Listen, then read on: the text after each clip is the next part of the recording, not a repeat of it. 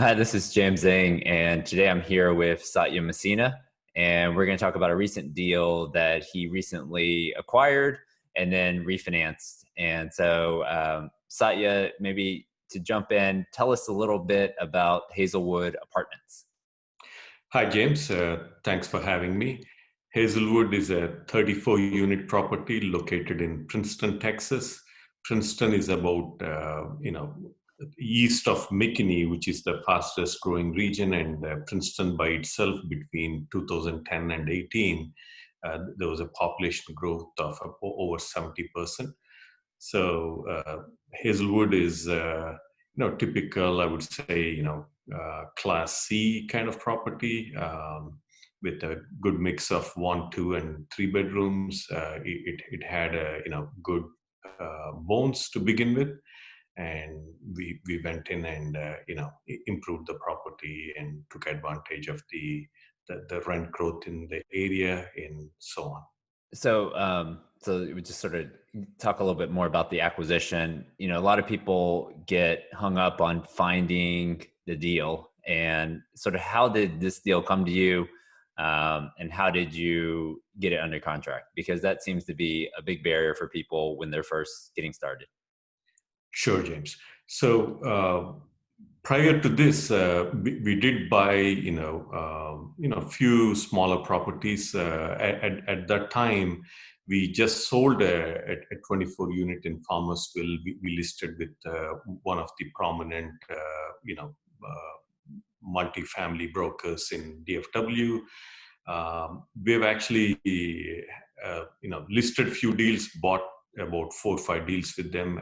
They're the ones who sourced this. This was not a listed property; it was an off-market. Kind of owner wanted to sell, not sell. As long as if the price is right, they were willing to sell. When we saw this, particular property, we liked the location, we liked the value add component, and we came. We looked at the financials, and of course, we had to go back and forth, before we, finalized the deal. But we were able to offer competitive pricing and so on. But the property itself came through a Marcus Militia broker. So why do you so sort of it sounds like you sort of built a relationship with one listing broker, Yes. and they had saw that you've transacted, you've bought, you've sold Yes. similar deals, and so that allowed Exactly. you to sort of get a look at this deal first. Exactly. And a lot of people, they see a deal and it's not, this deal wasn't fully stabilized. It wasn't 90% occupied. It was 85% occupied. So you had to go out and do more of a bridge loan uh, on the initial acquisition. And so, how did you get comfortable? Number one, doing a bridge loan, but then confident in your ability to, really raise rents. Like, how did you know that once you got in there, you'd be able to raise the rents? Because the guy who's owned here, you put long term owners. I don't know how long he owned the deal, but that guy's been in the seat for a while, and he hasn't been able to increase occupancy. He hasn't been able to push rents. So how did you feel comfortable, and what was sort of the game plan going into the acquisition? Absolutely. So, coming to, prior to this deal, we did have about 3, 4, experience with 3, 4 properties, going in, raising up the rents and things like that. What we have consistently found, James, is that owners who own properties for a long time, especially the smaller mom and pop owners, um, they have a very low basis, and they're not actively staying on top of their properties because I guess they're comfortable with what they're making, and they don't, and they miss out the opportunity. For example, the Princeton was a growing area. There's a lot of population moving in, but there's a the product is not there, in the town. And whereas I was going out making calls, looking at apartments.com, whatnot, to get the latest trend on the rents, what I've seen consistently is that existing owners, they become complacent. They're not staying on top of what they can do, and then it's also their personal. What we have looked at is some they're happy with, I guess, with their financials. So it's like they're not putting in the efforts. That's So, pretty much it. It's so not a to rocket science other than that. yeah, so they're it's not broken to them, right? So Yes, they're even at 85%, even at low market rents, yeah, they were making money, yes, and so exactly. they just, hey, don't fix it if it's not broken. That's right. And so you came in, yeah. So here you're saying, all right, we're gonna come in, do interior upgrades, some water conservation, maybe update the exterior, and then maybe pull in some laundry income. So you bought the property in 2018, is that right? Yes, in Okay, October 2018. so 2018. So fast forward to after you close in 2018, what did you do now with the property to really increase the value and cash flow on the property? So day one, we had about 5 units vacant. So we quickly started off with them. Um, the units by them, the previous owner, they've done some upgrades, but none of the units were consistent. It didn't have all the components required to get the right rent, like to get the full potential from each unit. So we started with those 5 units. We upgraded them. What we thought was it's going to extract the maximum potential. We were able to quickly prove leasing them up, almost like over $200 above the in-place rents. And then what we have done is we've taken advantage of several month-to-month leases. So we were able to stagger, and consistently, upgrade about 2 to 2.5 units, like for the next 12 to 14 months. Um, and that was a continuous process. We were staying on top of it, and whatever research we have done earlier, it kind of proved that there was demand in the market, and we were able to lease up consistently. So we have a picture here on the bottom of an interior. So talk about maybe what you did on the interiors, how much did you spend, and how long did it cost to sort of do these upgraded units? Sure. So to begin with, some cabinets were oak, the older brown color. Some units had the older, the brown plank, the vinyl. Some units did have the plank, but it was not consistent.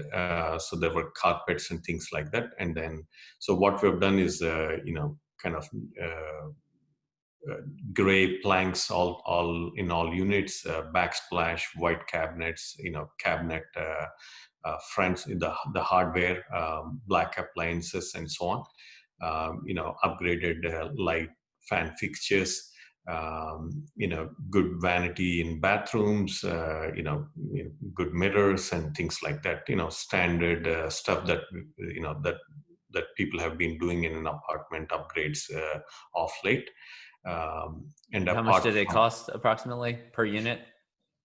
I would say about 3,500 to 4,000, Okay. considering, there were, I mean, some units had, planks and things like that. So, yeah. And it took what, I don't know, a couple weeks, or how long did it usually take to come in, do the upgrade, while the unit was getting turned over? Yeah. So this is another issue. Actually, it's a good question. What I really like to focus is the turnaround time. Hmm. I've seen a unit sit there for 3 to 4 weeks just for the same turn to happen, and we've also got the same thing done in about little over a week. Hmm. Yeah. This is where, like, we use the third party make ready crews. We try to get competitive pricing, but also the key is to reduce the turnaround time. So, so on this deal, we haven't talked about it, but you self-manage this deal, Yes. and So a lot of people have different ideas of what self-management means. Maybe explain how you're managing. So this property is maybe 30, 45 minutes away from your personal residence. How do Mhm. you manage this property um, in terms of payroll, in terms of tracking expenses, in terms of managing these upgrades? How do you do that? Sure, James. So when I say self-managed, right? I mean, obviously, I'm acting the role of a regional manager of a property management company. But I'm the owner. I'm overseeing everything. But even from my first property, I've always had some like, I mean, are they perfect?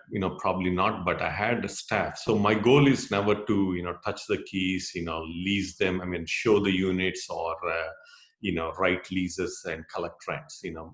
My job is to, implement the big picture, progress the business plan, and so on. So coming to this particular property,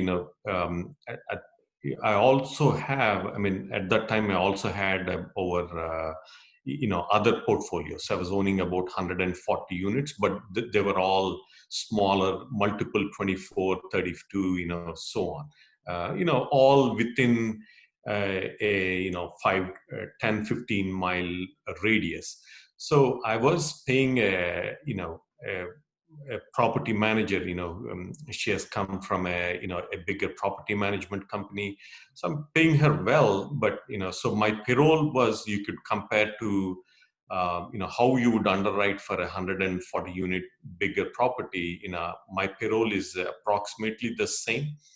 But obviously they had the trouble of going into multiple properties within a week. I So you mean, were sharing. So you're sharing. Let's say this. So this deal is 34 units, mhm. and most people, if they only had this one property and they had to pay that property manager and a maintenance guy, it might be $100,000.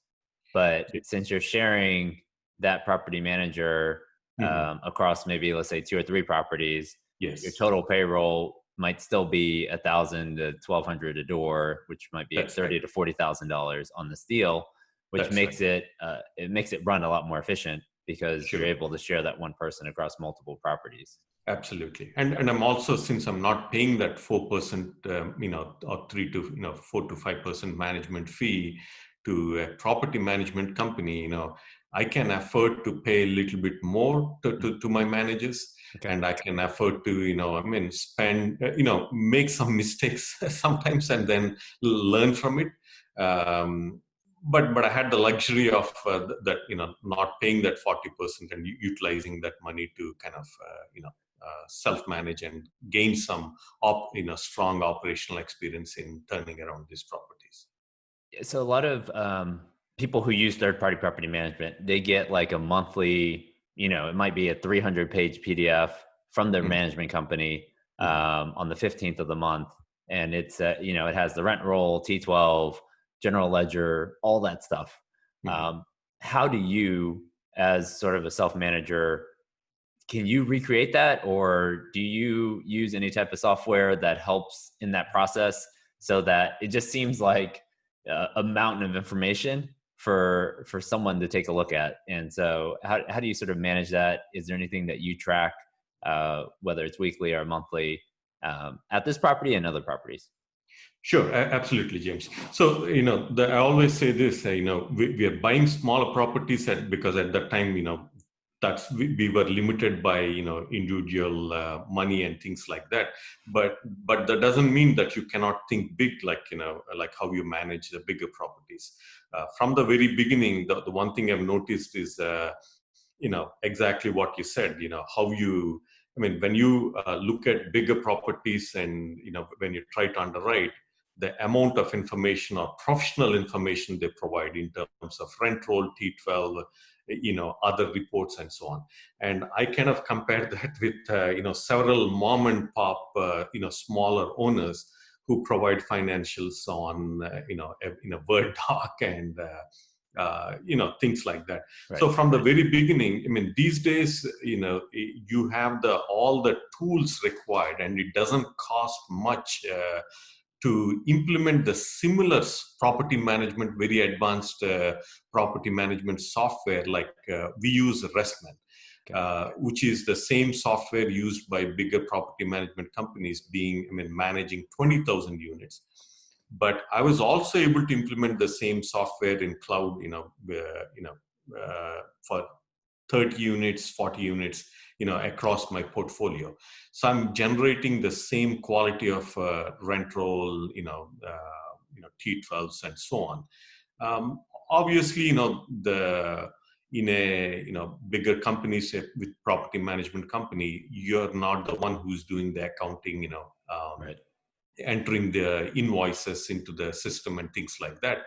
But that kind of data entry, can always, you can take advantage of a high school kid, because, or even you can train your property manager to, put in the invoices into the system and things like that. So, yes, I use a lot of, tools, so for example, I also subscribe to Blue Moon, which is a standard, lease forms, standard Texas Apartment Association forms.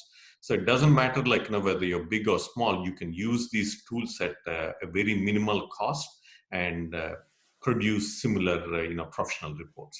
Because it's just software, right? Yes. And it's you can use it as needed, Yeah. and turn it on when you have a property, turn it off when you don't have a property.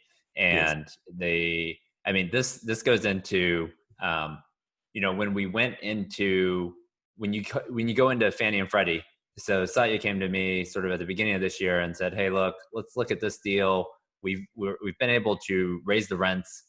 The income's up, the value's up." Because of the impact that we've had on the revenue side of the P&L. Now we have to take it into Fannie and Freddie. And the first thing that they ask for is, show me your P&L, show me your rent roll, all those things that you've created in Resman. And it just comes off so much better than if it's just an Excel sheet with, one or two line items for rent and one or two line items for expenses. So you're able to provide all these reports. And so talk about, why you decided to go with the refinance versus just selling this deal outright, and sort of how that process went for you. Sure, James. So this is the, I've done similar, where bought properties with bank loan, and I've always actually sold them. And this is the first cash out refinance, I'm doing. The reason is that I feel that while I've done significant value addition, I'm confident with the location of the property, and I feel that it still has potential, and maybe provide me a stable cash flow for a long time. I am focusing on bigger properties right now, so I thought it's also getting hard to source deals, like good value add deals. So why sell it at this point while we still have some value addition to extract from this deal. That's the reason we went for a refinance at this point. And of course, as we are growing, we also didn't want a recourse loan sitting on our books. And of course, if we are able to take advantage of cash out situation, we want to make that money work and things like that. Yeah, to go from sort of recourse to non-recourse to sort of reset the term of the loan. So most bridge loans are 5 years. So instead of having a maturity in the next couple of years, you extend the maturity and sort of take away that maturity risk. Yes. You go to 30-year amortization, you drop the interest rate, and you get some cash back into your pocket for potential opportunities going forward. That checks all the boxes on a refi of why you want to do it. And with the recourse bank loan, you didn't have a big prepay, right? So it's not like you had to pay off a big yield maintenance or something like that on the prepay. And you already know this property, right? So you've owned the property for 2 years, you know exactly what you got.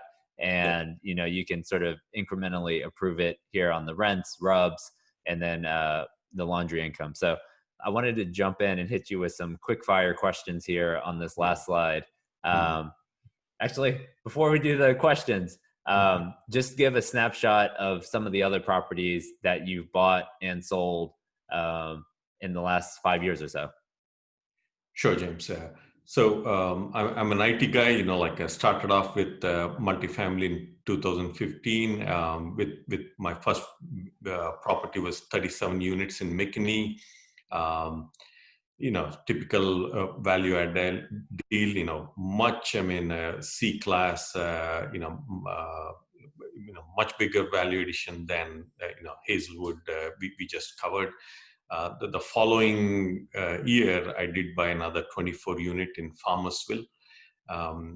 Third year, I sold the Elm Street, the 37 units, and I was able to do a 1031 exchange into a portfolio in Garland, Colonial and Town Central together. There were 55 units.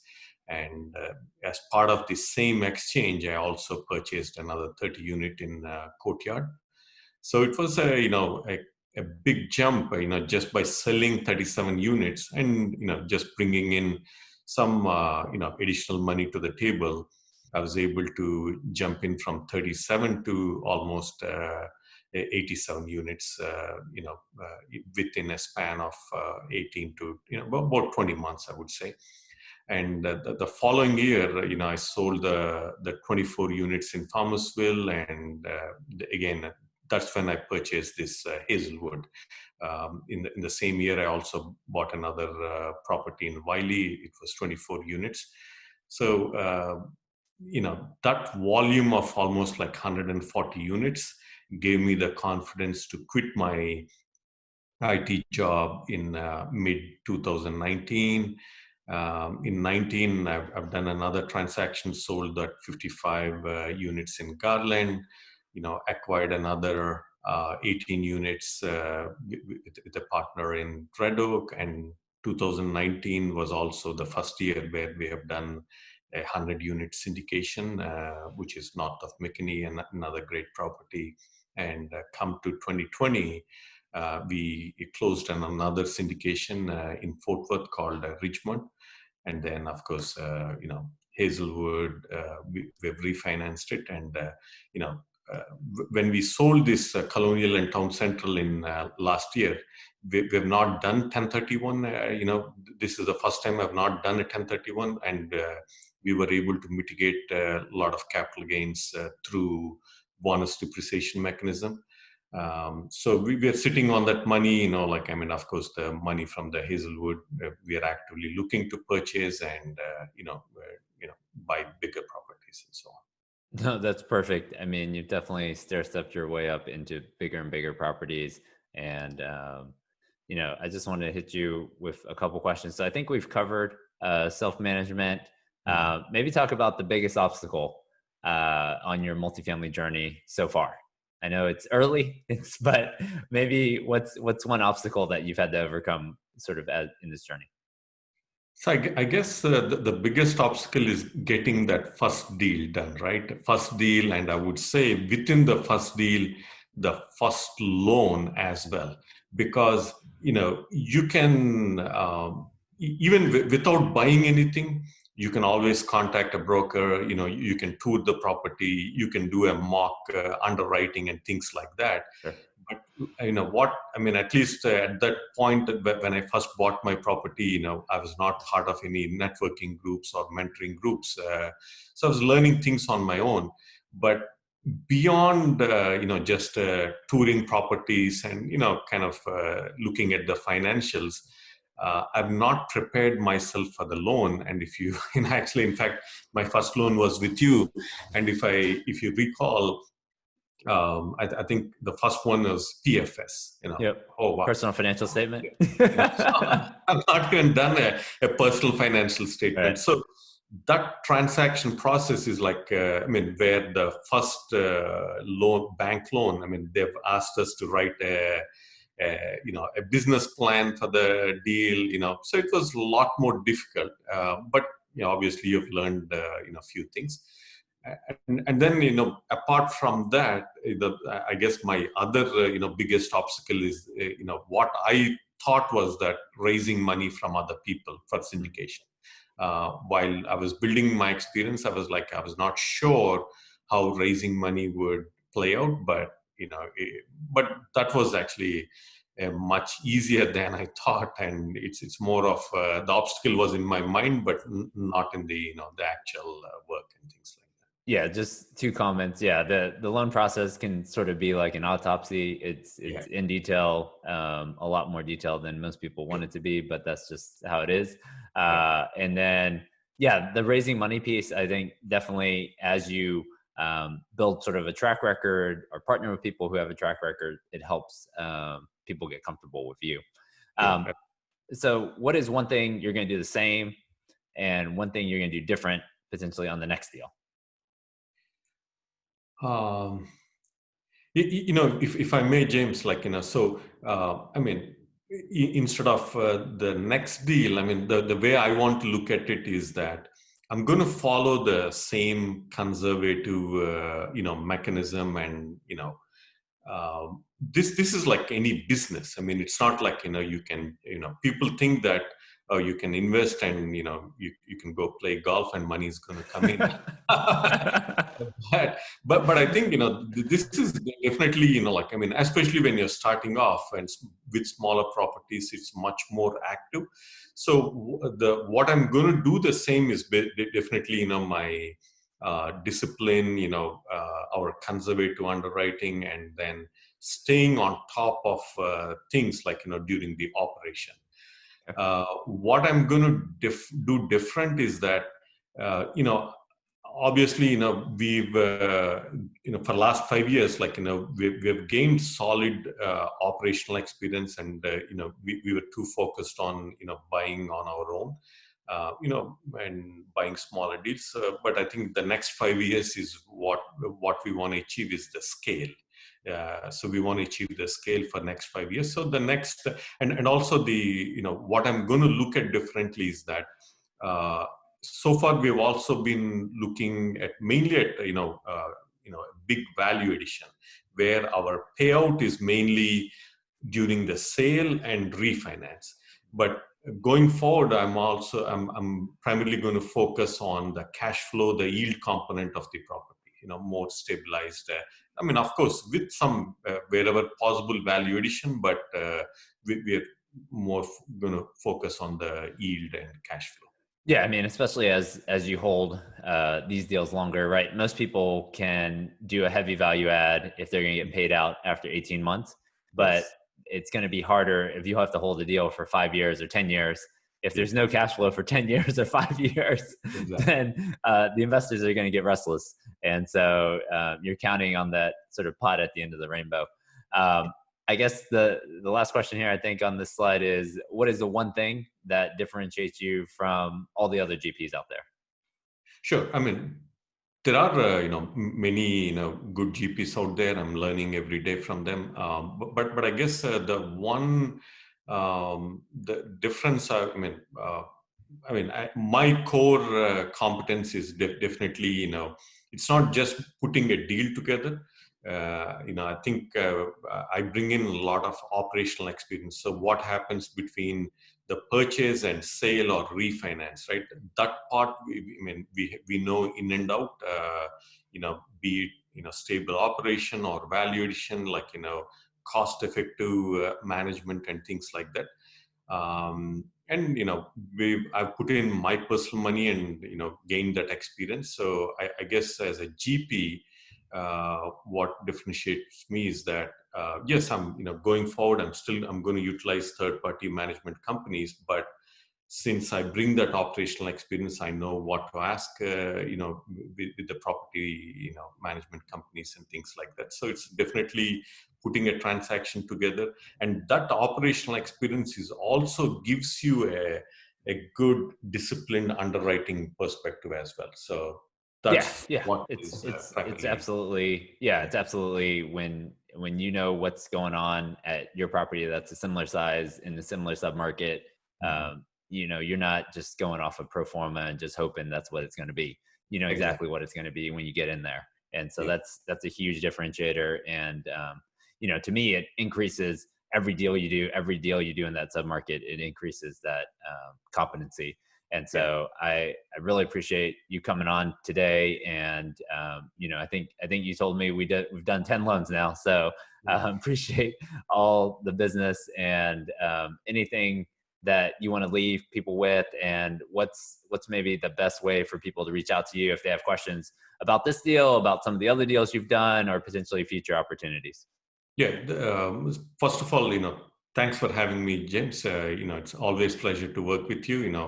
I think this is a long-term relationship for both of us. The one other advice is that definitely is anybody starting out is to build a good team, right? I mean, it's like that's just like you cannot put value to that.